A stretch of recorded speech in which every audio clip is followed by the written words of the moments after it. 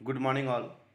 कल के क्लास में हम लोगों ने स्टार्ट किया था बहुत ही इंटरेस्टिंग टॉपिक को करिकुलर एक्टिविटी या को एजुकेशनल एक्टिविटी, जिसको हिंदी में हम लोग पाठ्य सहगामी क्रिया या सहशैक्षिक क्रिया के नाम से जानते हैं।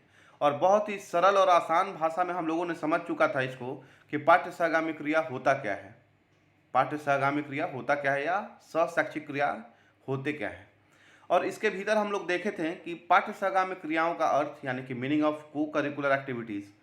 उसके बाद हम लोगों ने देखा था कि पाठ्य सहगामी क्रियाओं की परिभाषा, डिफिनेशन को उसके देखा था, और पाठ्य सहगामी क्रियाओं के उद्देश्य को देखा था, यानी कि ऑब्जेक्टिव ऑफ को करिकुलर एक्टिविटीज़। यहाँ तक हम लोगों ने बहुत ही अच्छे तरीके से देख लिया था। और आज हम लोग स्टार्ट करेंगे कि पाठ्य सहगामी क्रियाओं की आवश्यकता एवं महत्व की नीड्स एंड इम्पोर्टेंस ऑफ को करिकुलर एक्टिविटी, यानी कि अगर को करिकुलर एक्टिविटी को हम यूज़ कर रहे हैं तो उसकी आवश्यकता क्या है, नीड क्या है उसका।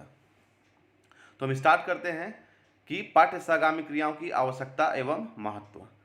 तो विद्यालय में पाठ्य सहगामी क्रियाओं के महत्व के संबंध में माध्यमिक शिक्षा आयोग ने लिखा है कि जो प्रवृत्तियां पाठ्यक्रम की अभिन्न अंग है, इनके उपयुक्त संचालन के लिए काफ़ी ध्यान देने की तथा दूरदृष्टि की आवश्यकता है। यदि इनका ठीक प्रकार से संचालन किया जाए तो ये छात्रों में अत्यंत महत्वपूर्ण गुणों और अभिवृत्तियों का विकास कर सकती हैं।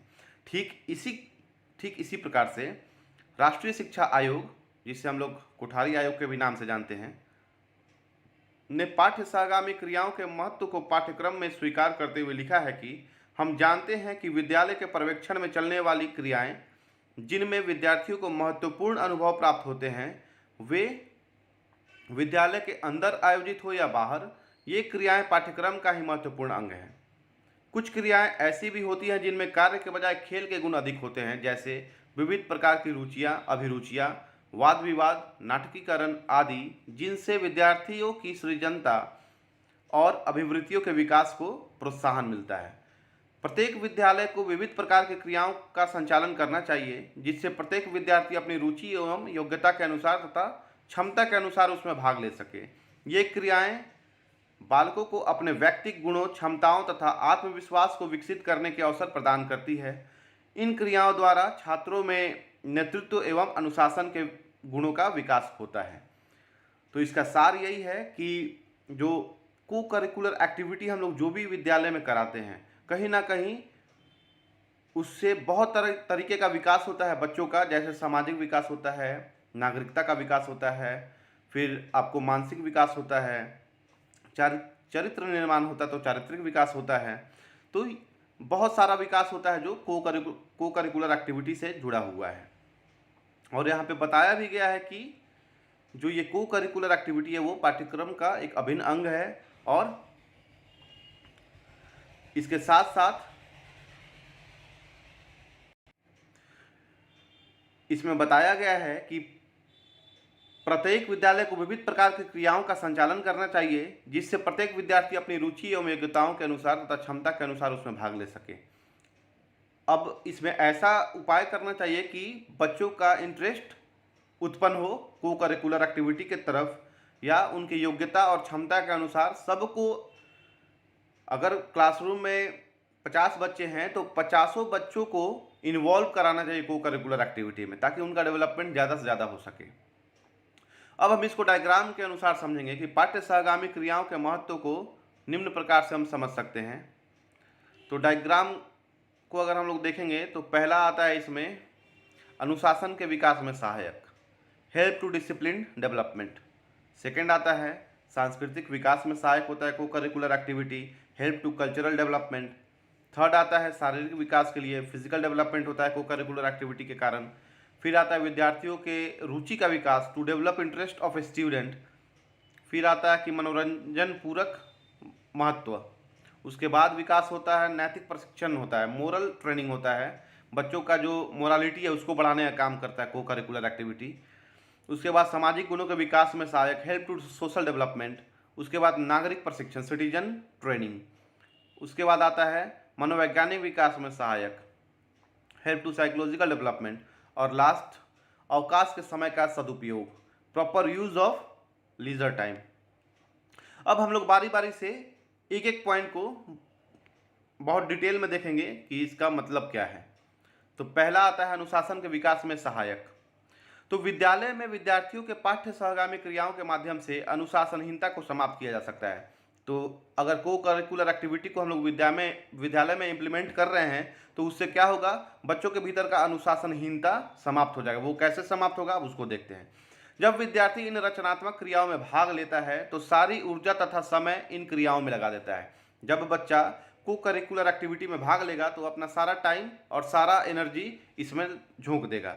तो जब सारा टाइम और एनर्जी इसमें अगर लगा देता है बच्चा, तो जाहिर सी बात है उसके पास समय नहीं बचेगा, और जब समय नहीं बचेगा तो वो अनुशासनहीनता वाला काम नहीं करेंगे।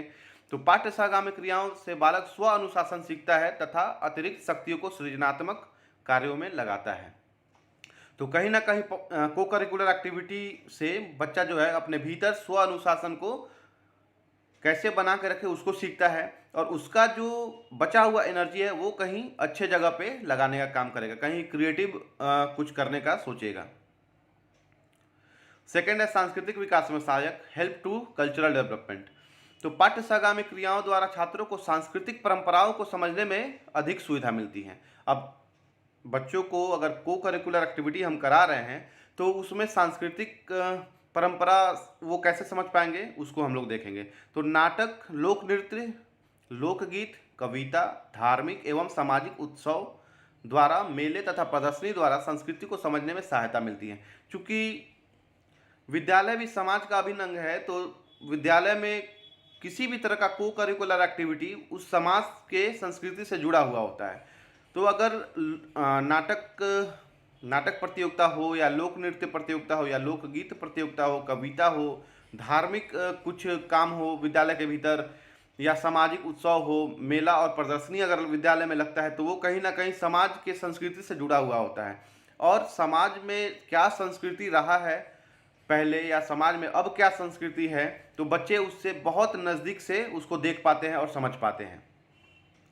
थर्ड है शारीरिक डेवलपमेंट, शारीरिक विकास या फिजिकल डेवलपमेंट। पाठ्य सहगामी क्रियाएं बालक के शारीरिक विकास में सहायक है, जैसे खेल कूद, तैराकी, एनसीसी, ड्रिल, परेड, ध्यान, योग, पीटी आदि स्वस्थ शारीरिक विकास के लिए अत्यंत महत्वपूर्ण है।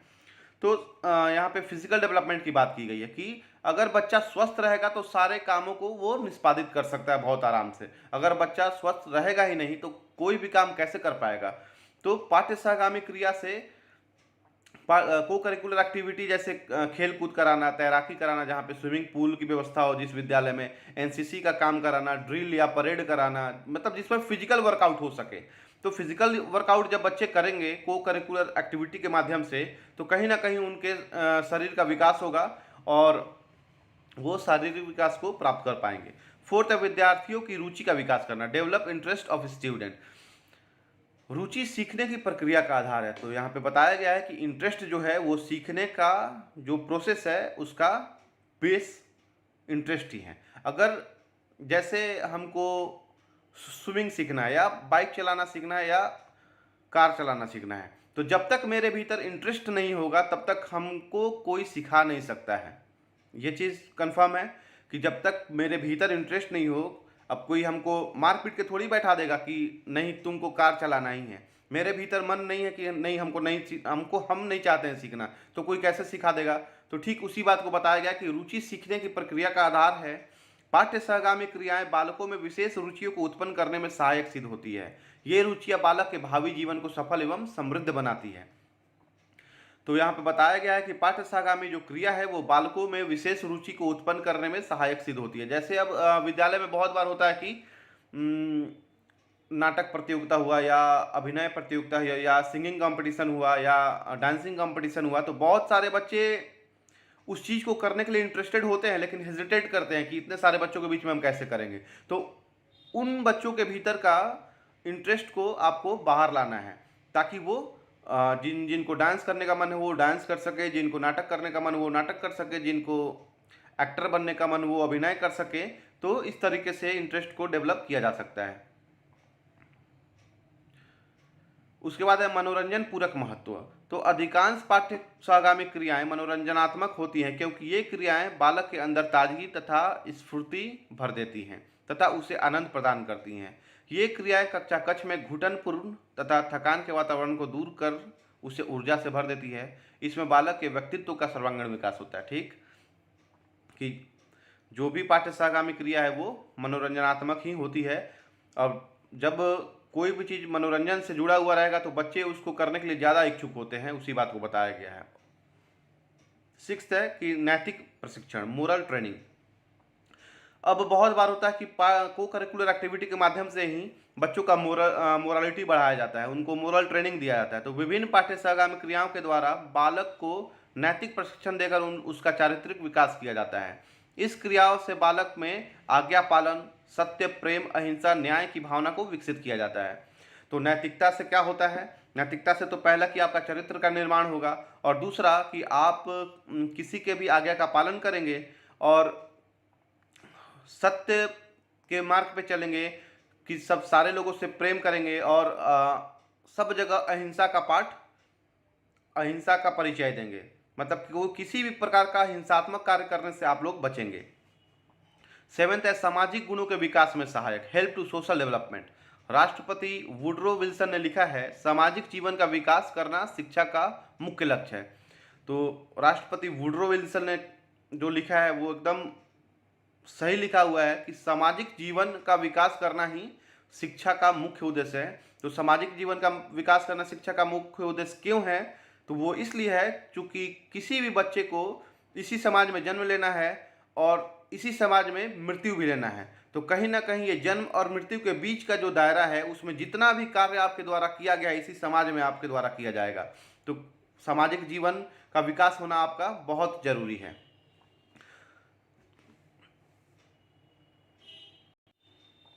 यहाँ पे बताया भी गया है कि the development of social life is chief aim of education, यानी कि मुख्य लक्ष्य होना चाहिए सामाजिक जीवन का विकास करना शिक्षा का। तो शिक्षा के इस उद्देश्य की पूर्ति पाठ्यसागामी क्रियाओं की सहायता से की जा सकती है। समाज सेवा शिविर, राष्ट्रीय सेवा योजना, स्काउटिंग, विद्यालय श्रमदान आदि क्रियाओं के द्वारा छात्रों के भीतर सामाजिकता की भावना का विकास किया जाता है। हम लोग भी विद्यालय में जब पढ़ते थे तो बहुत बार होता था, एक प्लान आता था हेल्पेज इंडिया करके, कि वृद्ध लोगों के लिए आपको चंदा कलेक्शन करना है। तो वो भी इसी सामाजिकता के भाव से जुड़ा हुआ है। या राष्ट्रीय सेवा योजना के लिए या स्काउटिंग का काम आप कीजिए। उसके बाद समाज सेवा शिविर, किसी भी जागरूकता कार्यक्रम में आप भाग लीजिए बढ़ चढ़कर। जैसे हमारे कॉलेज में वाटर सेविंग के लिए हुआ था, तो वो भी आपको सामाजिकता से जुड़ा हुआ है। फिर शराबबंदी के लिए हुआ था, तो वो भी सामाजिकता से जुड़ा हुआ है कहीं ना कहीं। इसमें बालक सामाजिक आचार विचारों को सीखता है, सामाजिक व्यवहारों का ज्ञान प्राप्त करता है तथा सामाजिक बुराइयों एवं कुरीतियों से अवगत होकर उसके प्रति स्वस्थ दृष्टिकोण विकसित करता है। तो पाठ्य सहगामी क्रियाओं की सहायता से बालक नेतृत्व, पहल शक्ति, स्पष्ट चिंतन तथा शुद्ध निर्णय आदि गुणों का प्रयोग करना स्वतः सीख जाता है। तो इससे क्या क्या सीखता है? बच्चा लीडरशिप करना सीख जाएगा, फिर अपने से किसी भी बात पे अपने से आगे आना सीख जाएगा, फिर स्पष्ट चिंतन, किसी बात पे चिंतन मनन करना सीखेगा, और डिसीजन मेकिंग का पावर उसका बढ़ जाएगा। उसके बाद 8 नागरिक प्रशिक्षण, तो सिटीजन ट्रेनिंग। हमारा देश एक लोकतांत्रिक देश है, इसके विकास के लिए यह आवश्यक है कि बालक में जनतंत्रीय भावना का विकास हो, जो एक अच्छा नागरिक बनने के लिए आवश्यक है। क्योंकि हम लोगों का देश जो है वो लोकतांत्रिक है, यहाँ सभी जाति सभी धर्म के लोग निवास करते हैं, तो लोकतांत्रिक देश है। और ये जरूरी है कि बच्चा जो है वो अच्छा नागरिक बने और उसके भीतर जनतंत्रीय भावना रहे, सबके लिए समान भाव रहे। तो पाठ्य सहगामी क्रियाएं बालकों को वास्तविक स्थितियों का सामना करने, समुदाय की सेवा करने एवं स्वतंत्रता पूर्वक निर्णय लेने में सहायता करती है। इनके द्वारा बालक में उत्तरदायित्व की भावना का विकास होता है, उनमें सहयोग, सहानुभूति, मित्रता आदि गुण का विकास होता है। तो नागरिकता प्रशिक्षण में क्या आएगा? चूँकि आप इसी देश के नागरिक हैं, तो ये जरूरी है कि आप अपने देशवासियों को सहयोग करें, उनके प्रति आपके भीतर सहानुभूति होनी चाहिए, और साथ ही साथ सारे लोगों को आपको अपने मित्र के समान समझना चाहिए। उसके बाद है 9 मनोवैज्ञानिक विकास में सहायक, हेल्प टू साइकोलॉजिकल डेवलपमेंट। तो पाठ्य सहगामी क्रियाएं बालक की मनोवैज्ञानिक आवश्यकताओं की पूर्ति करती है। इनके द्वारा बालक को अपनी अंतः प्रेरणाओं की अभिव्यक्ति का समय मिल जाता है, कि हम किसी चीज़ में कुछ कर सकते हैं या नहीं। तो ये मेरे भीतर, मेरे अंतःकरण की बात है कि हम किसी काम को कर सकते हैं या नहीं। उनकी मूलभूत प्रवृत्तियों का विकास होता है, वे आवेगों के प्रशिक्षण में महत्वपूर्ण भूमिका निभाती है। इन क्रियाओं द्वारा स्वस्थ मन, मानसिक संतुलन बना रहता है। इसमें बालक की रुचि तथा आंतरिक शक्ति का विकास होता है। और लास्ट है कि अवकाश के समय का सदुपयोग, proper use of leisure time. मैं शुरू से ही कहता आ रहा हूँ कि अभी जो कोविड-19 के समय में आप लोगों को लीजर टाइम मिला हुआ है, जो समय अवकाश, जो भी अवकाश का समय आप लोगों को मिला हुआ है, तो आप लोग इसका भरपूर यूटिलाइजेशन कीजिए, भरपूर इसका उपयोग कीजिए, भरपूर सदुपयोग कीजिए, ताकि आने वाले समय में आप जो चाहते हो वो कर सकें। तो आप कैसे कर पाएंगे? आप तब कर पाइएगा जबकि उसके ऊपर काम कीजिएगा, अपने आप को समय दीजिएगा पढ़ने के लिए, तब हो पाएगा वो सब। तो आज की युग अवकाश के समय को व्यर्थ बिताने के बजाय उसका सदुपयोग करना अत्यंत आवश्यक है। इन पाठ्यसागामी क्रियाओं द्वारा बालक रुचि के अनुसार इनका चुनाव कर अवकाश के समय का सदुपयोग करते हैं। उनकी रुचियों में कलात्मकता आ जाती है, जैसे बालक साहित्य पढ़कर, निबंध प्रतियोगिता आदि में भाग लेकर अध्ययन की ओर अग्रसर होता है। वही बात हम भी कह रहे हैं कि आप लोग एक डेट फिक्स कीजिए कि इस इतने दिन के भीतर हमको अपने बीएड फर्स्ट ईयर या बीएड सेकेंड ईयर या डीएलएड फर्स्ट ईयर या डीएलएड सेकेंड ईयर का सारा सिलेबस कंप्लीट कर लेना है, ताकि आने वाला एग्ज़ाम में आप लोगों को किसी भी प्रकार का कष्ट नहीं उठाना पड़े।